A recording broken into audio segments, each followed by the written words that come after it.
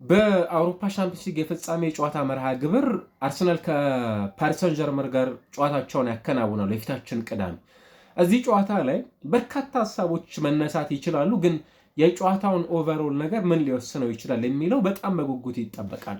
ከነዛ መካከል አንዱ የፓሪስ ሰን ዠርመን ኳስ የሚያስጀምርበት መንገድ በጨዋታው ላይ ልዩነት እንዲፈጠር አስተዋጽኦ ይኖረዋል። እንደምታውቁት ሴቫኖቭ በፓሪስ ሰን ዠርመን በኩል ኳሶችን ሲያስጀምር እዛው ከፊቱ የሚገኙ ሩይዝ፣ ዣኦ ኔቬስ እንዲሁ ደግሞ ቪቲኒያን አይደለም ኳሶችን ማቀበል የሚፈልገው፣ በጣም በረጃጅሙ ኳሶችን መለጋት ይፈልጋል። በዚህ ምክንያት የተጋጣሚ ቡድን ተከላካዮች እነዛን ኳስ ለመከላከል እንዲሁ ደግሞ አማካዮቻቸው የራሳቸው ቦክስ ጋር ተጠግተው እንዲጫወቱ ያደርጋል። ይሄኔ በዊንግ ባኮቻቸውና በተምሳይ ደግሞ ከዊንግ ባኮቻቸው ጀርባ በሚገኙ ፉል ባኮቻቸው መካከል የሚገኙ ስፔሶችን ፓሪስ ሰን ዠርመን የአጥቂ አማካይ አሊያም ደግሞ ምናልባትም በክቪቻ ክቫራትስኬሊያ፣ ኦስማን ዴምበሌ እንደነ ዴዝሬ ዱዌ ባሉ ተጫዋቾቻቸው ያንን ስፔስ ማጥቃት የሚፈልግ አይነት ቡድን እንደሆነ ይታወቃል። አንደኛውና ወሳኝ የሚባለው እነዚህ ሎንግ ቦሎች የተጋጣሚ ቡድንን ለመከላከል ስፔሶችን እንዲከፍቱ በማድረግ ተጋጣሚዎቻቸውን ማሸበር የሚችሉበት የሆነ በጣም አስደናቂ የሚባል ስትራቴጂ እንደሆነ ይታወቃል። በአርሰናል በኩል ከሀቨርትዝ አሊያስ ቪክተር ዮኬሬዥን ሊያስቀድሙ ይችላሉ። በዚህ ጨዋታ ላይ የዚህኛው የውድድር ዘመን የአርሰናል ከፍተኛ ጎል አስቆጣሪ የሆነ ተጫዋች ቪክተር ዮኬሬዥ እንደሆነ ይታወቃል። በጣም ጥሩ ጊዜን እያሳለፈ ነው። ካለፉት 11 የአውሮፓ ሻምፒዮንስ ሊግ የጨዋታ መርሃ ግብሮች 5 ጎሎችን አስቆጥሯል። በተመሳሳይ ደግሞ ከሀቨርትዝ ምናልባትም እንደ ፓሪስ ሰን ዠርመን ላሉ የጨዋታ መርሃ ግብሮች መሆን የሚችል አይነት ተጫዋች ነው። ምናልባትም ለትራንዚሽን መሆን ይችላል። ኳስ ሆልድ ማድረግ ይችላል። የዋን ቱ ዋን ማርኪንግ ላይ በተቻለ መጠን ማሸነፍ የሚችል አይነት ተጫዋች ነው እና ደግሞ ወደኋላ በጥልቀት ተመልሶ የቡድኑን የአጨዋወት መንገድ በተቻለ መጠን በደንብ ለአርሰናል ለዚህ ጨዋታ ስክት የሚለው አይነት ተጫዋች የመሆን እድል እንዳለው በግሌ የማምናለሁ።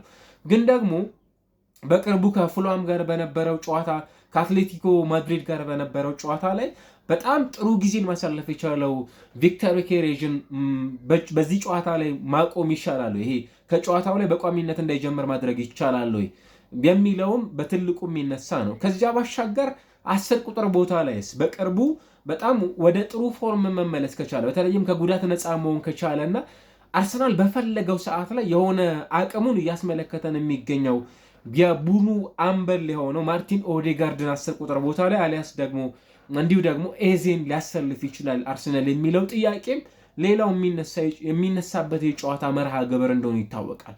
ጋብሪኤል ማርቲኔሊ ምናልባትም ከሊያንድሮ ትሮሳርድ ጋር ብዙ ጥያቄ የሚነሳበት አይደለም። ሊያንድሮ ትሮሳርድ በዚህ ውድድር ዘመን 3 የአርሰናል ኮከቦችን የአመቱ ምርጥ ተጫዋቾችን ካነሳን ምናልባትም ሶስተኛው ሊሆን ይችላል ዳቪድ ራያ፣ እንዲሁ ደግሞ ከዲክላን ራይስ ቀጥሎ የቡድኑ የአመቱ ምርጥ ተጫዋች ማለት ነው። ከዛ ባሻገር የአርሰናል የቀኙ መስመር በአጠቃላይ የጨዋታው ሌላው ዲፋይኒንግ ቴሪቶሪ ብለን ከምናነሳቸው ዲፓርትመንቶች ውስጥ ሊነሳ ይችላል። እዚህ ቦታ ላይ ክቪቻ ክቫራትስኬሊያ እና ኑኖ ሜንዴስ በተጋጣሚ ቡድን በኩል ይገኛሉ። አርሰናል አሁን ባለበት ሁኔታ ጁሪየን ቲምበር ምንም እንኳን 100% ወደ ልምምድ ተመልሷል እየተባለ ቢሆንም 100% ሹር አይደለንም በጨዋታው ላይ በቋሚነት ሊጀምር ይችላል የሚሉት ጉዳዮችን በተመለከተ ብዙ አማራጮች አሏቸው።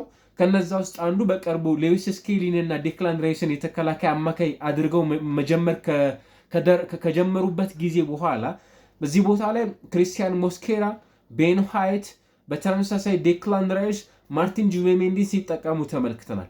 ጁሪየን ቲምበር በቋሚነት መጀመር ካልቻለ፣ ከዌስትሃም ጋር ጉዳት ያስተናገደው ቤን ዋይት በቋሚነት መጀመር ካልቻለ የዚህ ሜዳ በቋሚነት የሚጀምረው ተጫዋች ተፈጥሯዊ የመከላከል ባህሪ ያለው ተጫዋች የሚሆነው ክሪስቲያን ሞስኬራ ነው። እሱ ካልሆነ ማርቲን ዙቢሜንዲ ላይ ሊቆምር ይችላሉ፣ አሊያስ ራሱ ጁሪየን ቲምበር ፊት ሆኖ ሊጀምር ይችላል የሚለው ይጠበቃል እና ደግሞ የፓሪስ ሰን ዠርመን በጣም ኦቨርኦል ከምንመለከታቸው ተጫዋቾች በጣም የሚገርመው ስብስብ እንዳለ ሁሉ በጣም አስፈሪ የሚባለው ዲፓርትመንት ይሄኛው ነው እና በእነዚህ ምክንያቶች ጨዋታው ላይ ዶሚኔት የሚደረግበትን ሚንስ ልናይ እንችላለን። አርሰናል ከፓሪስ ሰን ዠርመን በሚደረገው ሂደት ውስጥ ማለት ነው።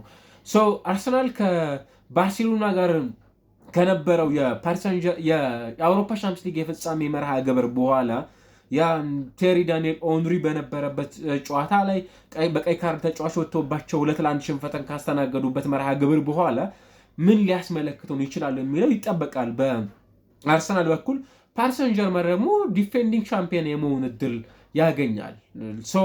ብዙ ነገሮችን ማንሳት ይቻላል፣ ግን በጣም ከፊት ሆነው የሚነሱት ጉዳዮች እነዚህ ናቸው። በጣም አስገራሚው በ2025/26 የውድድር ዘመን በአርሰናል ተጫዋቾችና በፓሪስ ሰን ዠርመን ተጫዋቾች መካከል የ7000 ደቂቃ ሜዳ ላይ በማሳለፍ ማለትም የአርሰናል ተጫዋቾች 7000 ደቂቃ ብዙ ደቂቃዎችን ሜዳ ላይ በማሳለፍ ከፓሪስ ሰን ዠርመን ተጫዋቾች አንጻር የላቁ ናቸው።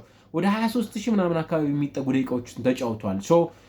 የሆነ መጠን ድካም የሚታይበት ቡድን ሊሆን ይችላል አርሰናል እና ይሄኛው የሻምፒዮንስ ሊግ የጨዋታ መርሃ ግብር ይጠበቃል። እናንተስ የትኛው የሜዳ ላይ ዲፓርትመንት የጨዋታውን ሁሉ ነገር ሊወስነው ይችላል? ሀሳቦቻችሁን ማጋራት ትችላላችሁ።